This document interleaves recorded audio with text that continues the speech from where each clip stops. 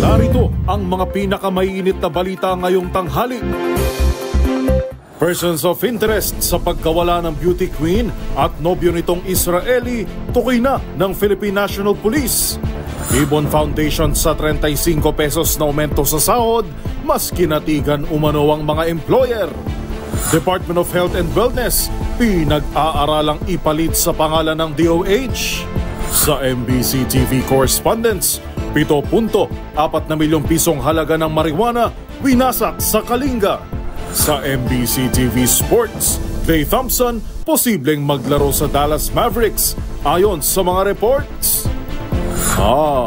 Sa Showbiz Spotted, siya ina magdayaw kabilang sa jury members ng New York Asian Film Fest.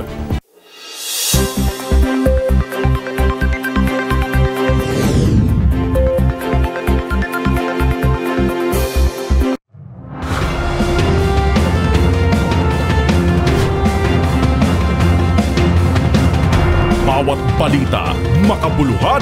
Bawat kwento, makapangyarihan. Boses ng Pilipino para sa Pilipino. Live mula sa MBC TV Studio. MBC TV Network News.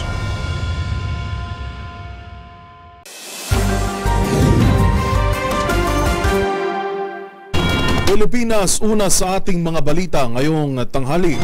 May tukoy na umanong good lead at persons of interest ang pambansang pulisya kaugnay ng misteryosong pagkawala ng isang beauty queen at nobyo nitong Israeli sa Tarlac. Ang mga pinakahuling development sa kaso, tutukan sa report ni Edniel Parosa. May mga tukoy ng pangalan ng Philippine National Police na posible umanong konektado sa kaso ng pagkawala ng isang beauty queen at nobyo nitong Israeli sa bahagi ng Tarlac. Ayon kay PNP spokesperson Police Colonel Jean Fajardo, mayroon ng persons of interest ng Criminal Investigation and Detection Group. Sinabi ni Fajardo sa press briefing sa Campo Crame na mayroon na ring good lead ang CIDG pero hindi muna ito maaaring sa publiko. Tinawag ng opisyal na magandang development ng bagong impormasyon ng kapulisyang una nang nakahanap ng 3 sasakyan kabilang ng sinasabing gamit ng mga biktima. Nagbigay na rin umano ng affidavit ang dating police patrolman na middleman sa pagbili ng lupa ng dalawa kung saan kabilang sa kanyang isinalaysay ay ang detalye ng kanilang pinuntahan at pag-uusap. Hunyo 22, nawala ang mutya ng Pampanga candidate na si Geneva Lopez at kanyang Israeli boyfriend na si Yitzhak Cohen na bibili lamang sana ng lupa. Katransaksyon ang hindi na pinangalan ng middleman. Dati umano itong nakadestino sa Angeles, Pampanga bago daw wala sa serbisyo makaraang mag-awol. Para sa MBC TV Network News, ito si Edniel Parosa. Sama-sama tayo, Pilipino. Sa iba pang mga balita, malaking tulong umano sa mga kabataang mag-aaral ang pagkakahirang kay Senator Sonny Angara bilang kalihim ng Department of Education. Paniwala ng ilang senador, isa si Angara sa mga public servant na hindi matatawaran. Ang kanyang galing, may puso para sa mga kabataan at may natatanging husay sa piskalya na tiyak ay mapapakinabangan ng kagawaran. Narito ang balita ni Raymond Dadpaas. Ang malaking kawalan ng Senado ay malaking pabor sa Department of Education. Ito ang deklarasyon ni dating Senate President Juan Miguel Zubiri kasunod ng appointment ng kanyang kakampi na si Senador Juan Edgardo Sonny Angara bilang kalihim ng DepEd. Ayon kay Zubiri, mawawalan sila ng mahusay at magaling na kasamaan sa Senado, ngunit papabor naman ang husto sa mga kabataang mag-aaral sa bansa. Si Angara isa umano sa mga most accomplished legislator at public servant, kaya't kwalipikadong pamuno ng DepEd na siyang may pinakamalaking budget taon-taon. Dadalhin umano nito sa DepEd ang kanyang mahusay na fiscal mind. Bilang dating chairman ng Senate Committee on Finance, may puso para sa mga kabataan at bahagi ng Congressional Committee on Education o EDCOM. Para naman sa kanyang seatmate sa Senado na si Senador Joel Villanueva, maaliwalas ang kinabukasan ng DepEd sa pangunguna ni Angara.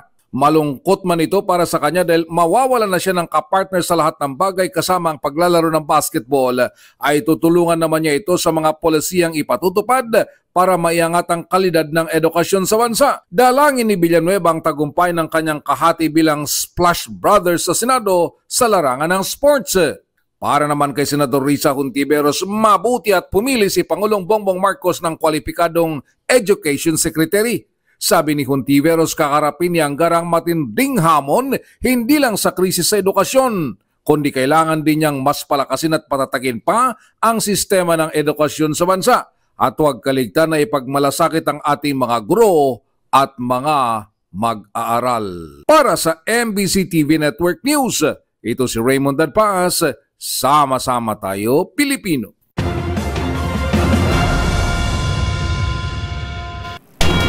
Sa iba pang balita, naniniwala ang Ibon Foundation na mas kinatigan umano ang mga employer sa desisyon na aprubahan ng 35 pesos na aumento sa sahod.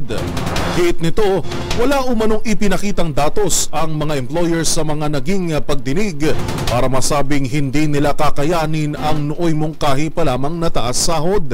Ating alamin ang detalye mula kay Alia Ikatlo. Mas pinaniga ng Regional Tripartite Wages and Productivity Board sa National Capital Region ang mga employer kaysa sa mga manggagawa. Ito ang binigyang diin ni Sunny Africa, Executive Director ng Ibon Foundation sa DZRH, kaugnay sa 35 pesos na wage hike. Ayon kay Africa, sa kanilang pagdalo sa wage hearing kasama ang mga kinatawa ng grupo ng mga manggagawa at mga kumpanya, walang ipinakitang datos ang mga employer para patunayang hindi nila kakayanin ang wage hike. Nagpresenta lamang umano ang mga ito ng opinyon pero walang ipinakitang financial statement. Magkano ang binabayad sa mga manggagawa upang malaman kung may epekto nga ba sa kanila ang dagdag na sahod sa mga minimum wage earner. Pagkukumpara ni Africa, ang kanilang grupo ay pinaliwanag sa wage hearing ang datos mula sa Philippine Statistics Authority patungkol sa sahod ng mga manggagawa at tubo ng mga kumpanya. Batayan niya rito, lumalabas na kahit magpatong ng 150 pesos across the board na wage hike, ay maglalaro lang ito sa 11% na tubo ng mga kumpanya.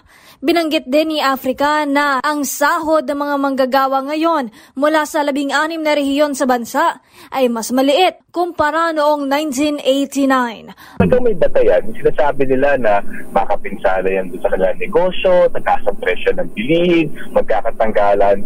Sige, okay lang. Kung mali yung mga argumento ng manggagawa, ng mga akademiko, ng Ibon, ipabulaanan niyo yung argumento namin. Hindi pwede yung pag-i-express ng opinion at lalo lang hindi dapat pakinggan lamang ng Regional Wage Board ang isang opinion. Para sa MBC TV Network News, ito si Alia Ikatlo, sama-sama tayo Pilipino.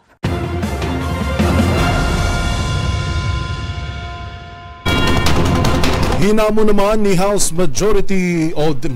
Minority Deputy Minority Leader Franz Castro ang Philippine Amusement and Gaming Corporation o PAGCOR na pangalanan na ang dating miyembro ng gabinete na nagsusulong umano ng mga iligal na pogo sa Pilipinas. Ayon kay Castro, dapat nang malantad ang pagkatao nito para agad itong masampahan ng karampatang kaso sa korte. Ang buong detalye alamin sa report ni Milky Rigunan. Dapat may sa publiko kung sino ang dating cabinet member na muna'y naglabi para maprotektahan ang operasyon na mailigal na Pogo Hub na ni-raid kamakailan ng mga otoridad. Ginawa ni House Deputy Minority Leader Franz Castro ang apela kay PAGCOR Chairman Alejandro Tenco sa harap ng mga panawagan sa Kamara na ipagbawal ng operasyon ng mga Pogo sa bansa. Ayon kay Castro, mahalaga ang transparency sa issue ng Pogo, lalo't napapanahon na umano itong ipagbawal sa bansa. Kailangan niya na malantad ang mga protektor para magawa ng paraan ang layunin na makasuhan ng mga sangkot sa illegal activities kasama ang Pogo na front na ngayon ng karahasan at katiwalian. Kasabay ito ipinapanawagan ni Castro ang agarang pagpasa sa House Bill 10525 o ang Anti-Pogo Act para ganap na ipagbawal at kasuhan ang operasyon ng Pogo sa Pilipinas. Katwiran pa ni Castro, hindi sapat ang kinikita ng gobyerno sa Pogo operations kung ang kapalit naman ito ay mga problema gaya ng human trafficking, money money laundering, prostitution at iba pa. Para sa MBC TV Network News, ako si Milk Regunan. Sama-sama tayo, Pilipino.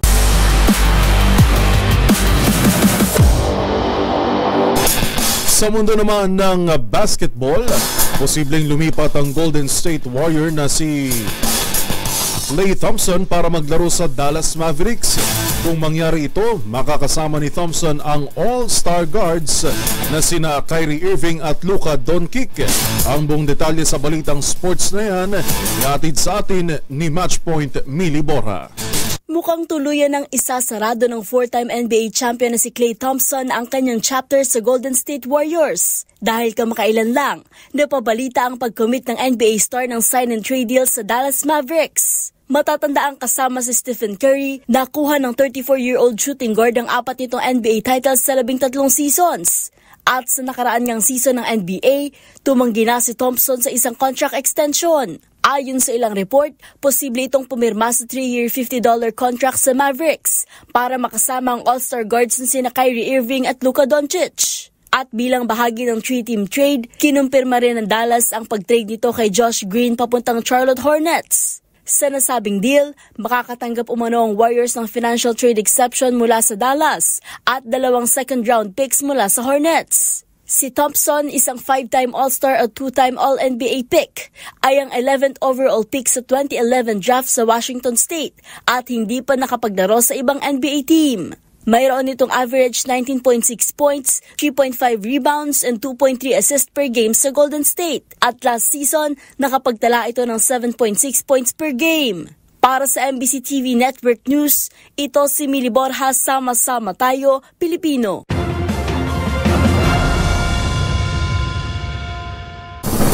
Narito pa ang mga balitang dapat ninyong abangan. Nilulutong access deal ng Pilipinas at Japan. Welcome sa Armed Forces of the Philippines. Department of Health and Wellness, pinag-aaralang ipalit sa pangalan ng DOH. Sa MBC TV Sports, Dave Ilfonso o Ildefonso sasama sa 2024 PBA Rookie Draft. At sa Showbiz Spotted, Shaina Magdayaw kabilang sa jury members ng New York Asian Film Fest. Yan at ang iba pang mga balita sa pagbabalik ng MBC TV Network News.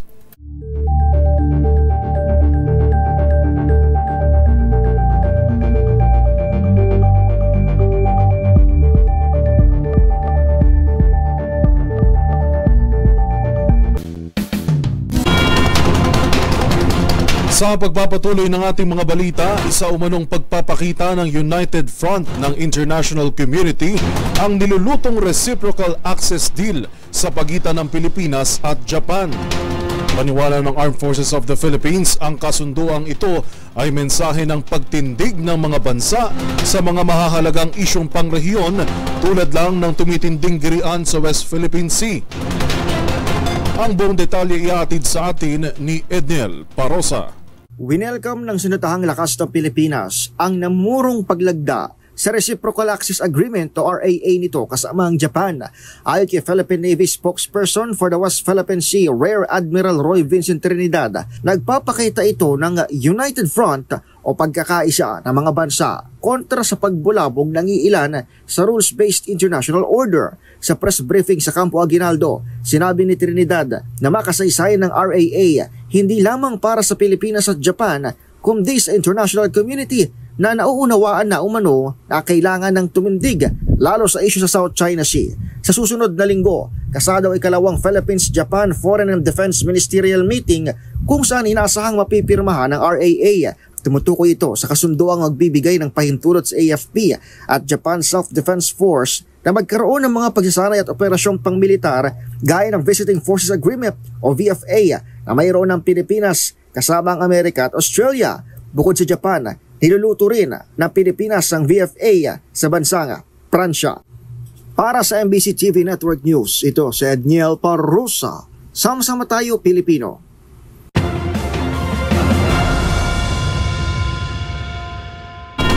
Inaprubahan naman ni Pangulong Ferdinand Marcos Jr. ang panukalang 6.35 trilyong pisong national budget para sa susunod na taon. Batay sa direktiba ng Pangulo, naglalaan ang naturang pondo para sa mga proyektong inilatag sa ilalim ng Philippine Development Plan. Kabilang na ang food security, healthcare at infrastructure. Narito ang balita ni Rose Babiera.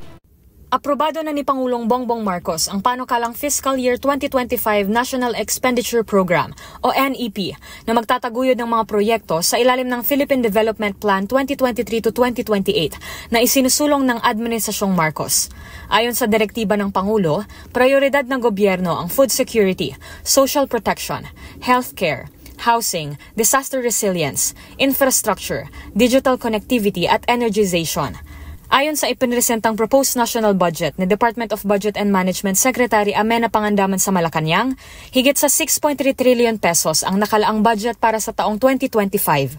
Ang mga ahensya na nakakuha ng malaking bahagi ng pondo ay ang sektor ng edukasyon, kasama dyan ang Department of Education, State University and Colleges, CHED at TESDA, Department of Health, kabilang ang PhilHealth, Department of Public Works and Highways, Department of Interior and Local Government, at Department of National Defense. Habang ang mga sektor ng social welfare, agriculture, transportation, judiciary at justice sector naman ang iba pang kabilang din sa mga top priority ng administrasyon. Ayon sa Malacanang, ang availability ng fiscal space at kahandaan ng pamahalaan sa mga ilulunsad ng proyekto at programa at lalo na ang alignment sa Philippine Development Plan ang ilan sa mga salik na kinonsidera sa pagsusuri ng national budget. Positibo ang Pangulo na nabalanse ang budget sa mga itinakdang appropriations. Paninigurado naman ni DBM Secretary Pangandaman, ang strategic directives ay nakaayon sa layunin at pamumuno ng bagong Pilipinas tungo sa pag-unlad na panlipunan at pang-ekonomiko.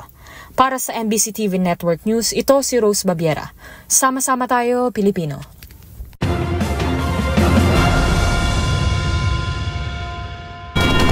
Samantala, pinag-aaralan naman ngayon ang planong pagpapalit sa pangalan ng Department of Health.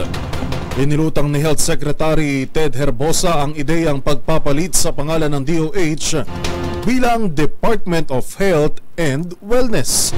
Ayon kay Herbosa, isa lamang itong mungkahi para malaman ng publiko na ang trabaho ng DOH ay hindi lang para alagaan ang may sakit, kundi pati ang pagmentena ng kalusugan ng mga Pilipino. Pero hindi pipilit ni Herbosa ang pagpapalit ng pangalan ng ahensya kung magiging malaki ang kaakibat nitong gastos. Para mapaliwanag na ang kalusugan, hindi lang basta buhay ka't walang sakit. Importante, well ka at nagagawa mo yung mga bagay na dapat mong gawin kahit may edad na. Secretary, nitong mahaba ang buhay pero nakahiga sa kama, nakalatay, makagalaw, kailangan malaga.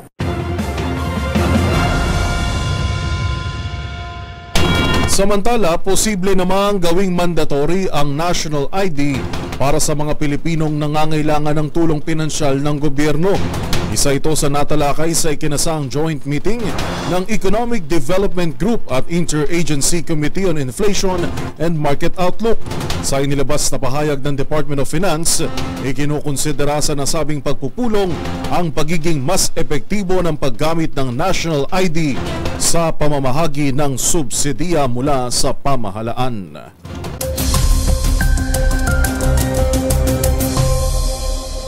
Pilipinas. Tulad kahapon, patuloy pa ring nagdadala ng maulap at maulang panahon ngayong araw ang Intertropical Convergence Zone o ITCZ sa Palawan at Kanlurang Mindanao, kabilang na ang Zamboanga Peninsula, Basilan, Sulu at Tawi-Tawi.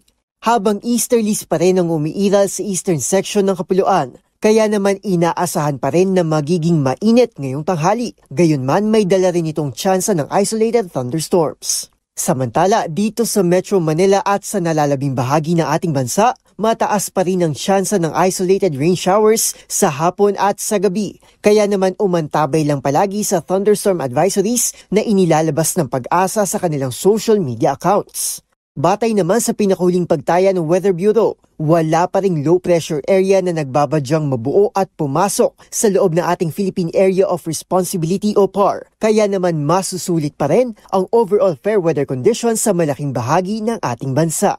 Dito nga sa Metro Manila, maglalaro ang temperatura mula 24 to 33 degrees Celsius ngayong araw, habang inaasahang papalo naman sa 35 degrees Celsius ang init sa Tugigaraw. Habang sa malaking bahagi ng Visayas at Mindanao, tinatayang aakyat lamang sa 32 degrees Celsius ang maximum temperature ngayong tanghali. At para naman sa ating 3-day weather forecast, dumako tayo sa Visayas, kung saan tinatayang magpapatuloy ang epekto ng ITCZ at easterlies, lalo na sa Tacloban City na makakaranas ng mataas na tsansa ng ulan bukas dahil sa ITCZ. Pero pagsapit ng Biyernes at Sabado, bahagyang aaliwalas ang panahon dahil naman sa bugso ng easterlies. At yan ang latest sa lagay ng ating panahon ngayong araw. Para sa MBC TV Network News, ito si Arnold Herrera. Sama-sama tayo, Pilipino.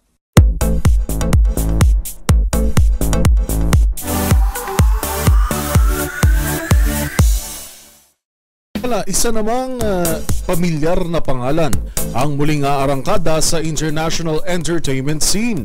Ito'y matapos mapabilang ang Filipina actress na si Shaina Magdayaw sa lineup ng jury members ng New York Asian Film Fest. Ang mga detalye tutukan sa Showbiz Report na ito. Sa sabak sa international stage, si Shaina Magdayaw, pero sa pagkakataong ito hindi bilang aktres para sa isang serye o pelikula kundi bilang isang jury member. Magiging kinatawan kasi ito ng Pilipinas Uncaged competition ng prestiyosong New York Asian Film Festival na magsisimula sa July 12. Ilan sa mga kasama ng award-winning actress ay isang Vietnamese-US director, Taiwan Screenworks Asia producer at Thai star. Maliban sa mga parangalan na sungkit nito sa bansa, makailang beses na rin nakipagsabayan ng mga pinagbidahan nitong proyekto around the world, mula Cannes, Tokyo at Locarno Film Festival. Habang noong nakaraang taon nga lang ay nasa Busan International Film Festival si Shaina, kung saan na-meet nito ang ilang bigating K-drama actors. Para sa taong ito, higit 19 new and classic titles sa iba't ibang panig ng Asya ang bibida sa New York Asian Film Festival, kung saan kabilang din ang ilang gawang Pinoy gaya ng Granny Prostitutes ni Joel Lamangan, The Missing mula sa direksyon ni Carl Joseph Papa at When This Is All Over ni Kevin Mayuga.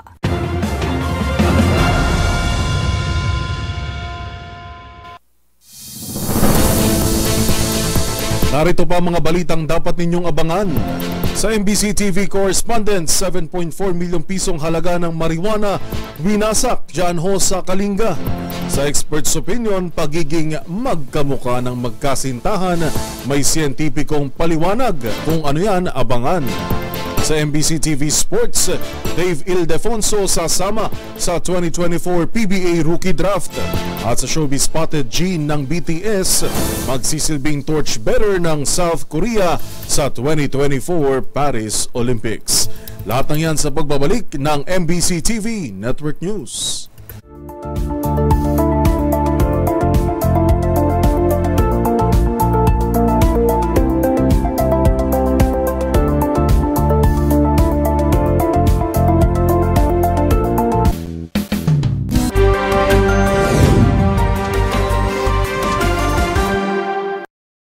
Sa pagpapatuloy ng ating mga balita, winasak ng mga otoridad ang nasa 7.4 na milyong pisong halaga ng marijuana sa probinsya ng Kalinga.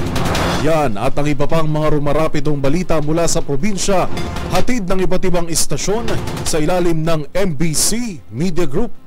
Balita mula sa lalawigan ng Kalinga, sinamsam na mga operatiba ng Cordillera PNP ang abot sa 7.4 na milyong pisong halaga ng tanim na marijuana sa nagpapatuloy na anti-illegal drug operations sa Cordillera Region.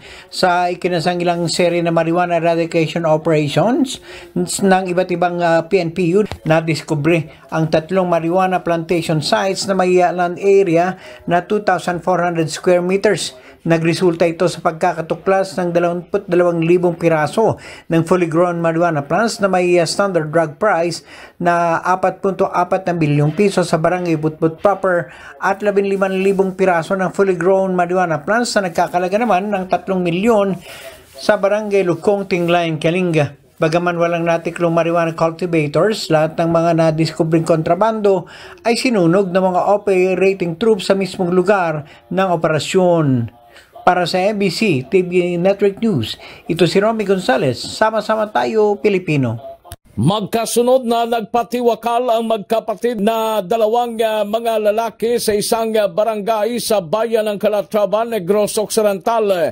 Ayon kay Police Major Wilfredo Binuman, hepe ng Calatrava PNP, unang nagpatiwakal ang 22 anyos noong Linggo, Hunyo 30 at sinundan kahapon July 2 matapos nag-suicide ang 28 nitong kapatid ng unang biktima. Dagdag pa ni Binuman sa inisyal na investigasyon na posibleng hindi matanggap na katatandang kapatid ang nangyari sa kanyang kapatid. Ang biktima ay pawang nagbigti sa loob ng kanilang bahay at nasa funeral parlor na ang mga biktima. Para sa MBC TV Network News, ito si Rex Cantong, Sama-sama Tayo Pilipino. Inilunsad ng PNP Northern Samar ang 29 pesos donation drive para sa mga special needs children ng mga pulis. 14 na PNP personnel ng Northern Samar Police Provincial Office na may special needs na mga anak ang beneficiary ng nasabing donation drive. Tinatawag itong 29 pesos mo para sa ka-29 PCR anibersaryo. Bahagi rin ito ng 29 Police Community Relations Month ngayong July. Inisyatibo ito ng Provincial Community Affairs and Development Unit mula pa 2021 kung saan ang mga personahe ng Northern Samar Police Provincial Office kabilang mga line units ay nagkaroon ng donasyon sa nasabing halaga. Ngayong taon ay nakalikong naman ng may 30,000 pesos kung saan ang 28,000 pesos dito ay para sa mga identified beneficiaries at ang natitirang amount ay para sa PCR-related activities. Nagpaabot naman ang pagpapasalamat sa NSPPO Top Official Police Colonel Saan Omingan sa lahat ng mga nagbigay ng kanilang mga donasyon. Para sa MBC TV Network News, ito si Jane Galit Bantayan, Sama-sama Tayo Pilipino. Himas-rihas na sikulungan ng 4 na drug personality matapos na aresto sa ikinasang drug bypass operation ng Sasa Police Station at PDEA 11 dakong alas 6:40 ng gabi sa Dika Homes, Cabantian, Barangay Cabantian, Davao City. Mga naaresto na kilalang sina alias Brad, top 10 city level, 26 anyos, nakatira sa Puro 15 Santo Niño Hillside, Tigato, kasama ng 3 street level individual na drug personality na sina alias Janelle, 33 anyos, residente ng Dika Homes, Cabantian, Barangay Cabatian, alias Verhel, 26 anyos, security guard, residente ng Purok 8, Barangay Komunal Buhangin, at alias Hani, 27 anyos, residente sa Purok Fortune, Barangay Lukud, Baganga, Davao Oriental. Nakumpiska mula sa posisyon ng mga sospek ang 5 pakiti sa hinihinalang shabu na nagkakahalaga ng 16,184 at mga drug paraphernalia. Sa ngayon, nakulong na ang mga sospek sa Sasa Police Station habang sasampahan sila ng kasong paglabag sa Republic Act 9165 o Comprehensive Dangerous Drugs Act of 2002. Para sa MBC TV Network News, ito si June Soter. Sama-sama tayo, Pilipino!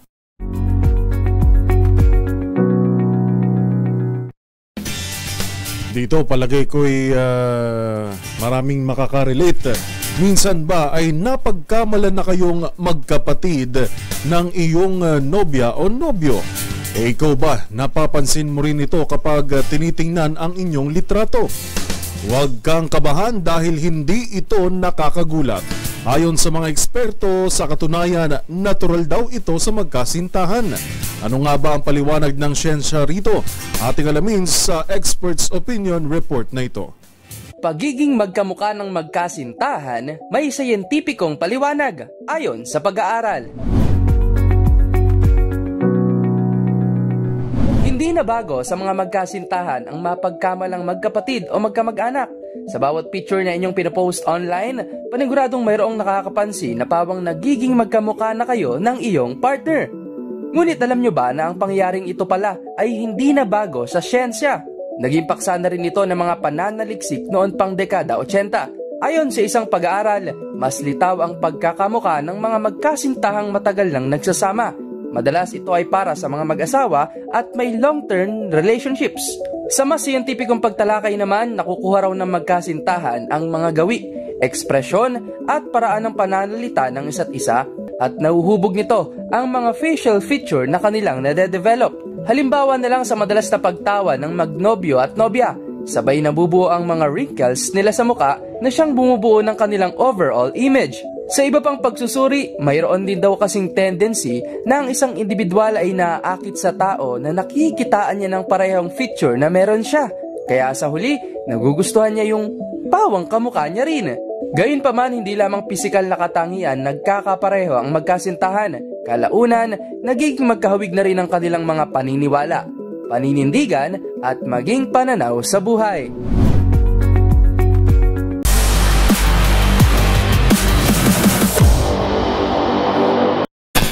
Sa mundo pa rin ng basketball, matapos ang kanyang 2-season stint sa Korean Basketball League, nagbabalik Pinas na ang former Ateneo Blue Eagle star na si Dave Ildefonso para naman sumabak sa PBA. Yan ay matapos kumpirmahin na manlalaro na sasama ito sa paparating na 2024 PBA Rookie Draft. Ang buong detalye iakatid ni Matchpoint Mili Borja. Balik Philippine Court na ang former Ateneo Blue Eagle star na si Dave Ildefonso. Yan ay kasunod ng kanyang anunsyong sasali ito sa 2024 PBA Rookie Draft. Makaraang matapos ang kanyang 2-season stint sa Korean Basketball League para maglaro sa Suwon KT Sonic Boom. Bagamat nais pa ring maglaro sa ibang bansa, inamin ni Ildefonso na wala itong natatanggap na offer sa ibang team. At sa kabila ng kanyang experience abroad, para sa anak ng PBA superstar at San Miguel legend na si Danny Ildefonso, aminado itong magiging mahirap para sa kanya makipagsabayan sa mga malalakas na player ng PBA. Kabilang si Ildefonso sa mga inaabangang players na mapapasama sa 2024 PBA Rookie Draft. At inaasahang makakasama nito sa nasabing draft ang ilang manlalarong gumagawa ng ingay sa court, gaya ni na Justin Baltazar, CJ Cancino, Evan Nelly at Jerome Lastimosa. At yan ang mga latest updates sa mundo ng sports. Para sa MBC TV Network News, ito si Mili Borja, sama-sama tayo, Pilipino.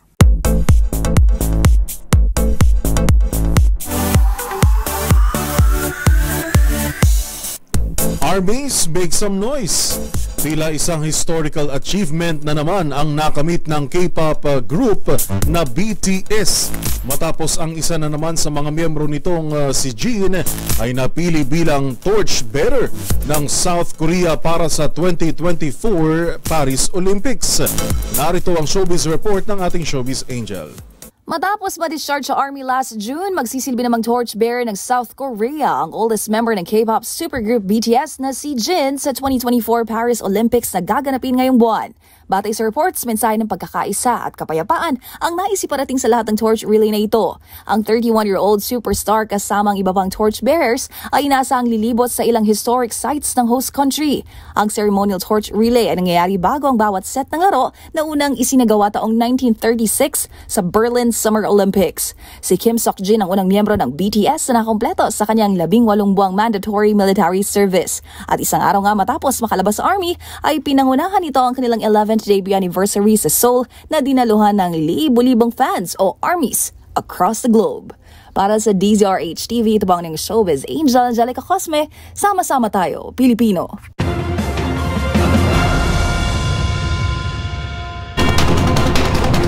Maraming salamat Matchpoint Mili at sa ating showbiz angel. Meron ho tayong thunderstorm advisory dito ho sa, pero hindi naman dito sa Metro Manila, kundi sa mga karatig lalawigan.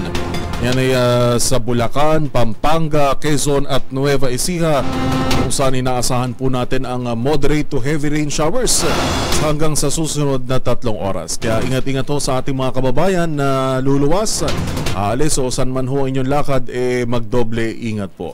At yan naman ang sinabi sa atin ng Pag-asa, lalo ho dito sa ilang bahagi ng Metro Manila, habang nandito na tayo sa offset ng panahon ng tag-ulan, o onset ng panahon ng tag-ulan, mas asahan na natin yung mas madalas na malalakas na pag-ulan, lalo po sa hapon hanggang sa gabi. DZRH 85th Anniversary Countdown. At bago nga tayo magpaalam, narinig mo na ba ang malaking balita na muling uukit sa kasaysayan ang tinig ng asul, dilaw at pula? Dahil malapit na ang engrandeng pagdiriwang ng DZRH, ang kauna-unahang radyo sa Pilipinas. Sa panibagong yugtong ito, sama-sama nating balikan ang makasaysayang legasiya ng ating himpilan ang DZRH sa puso ng bawat pamilyang Pilipino. 12 araw na lang po, maparadyo man o TV, sama-sama tayo sa 85. Sa iisang adhikain, sa iisang tungkulin. Para po sa DZRH, ito si Yuval Reyes, sama-sama tayo Pilipino. Una sa Pilipinas, una sa Pilipino.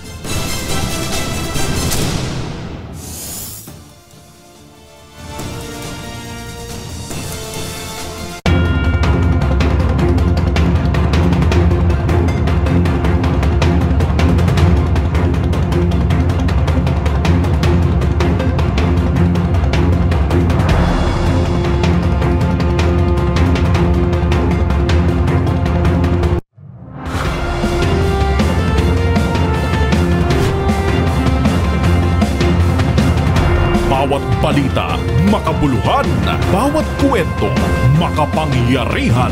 Boses ng Pilipino para sa Pilipino. Live mula sa MBC TV Studio. MBC TV Network News.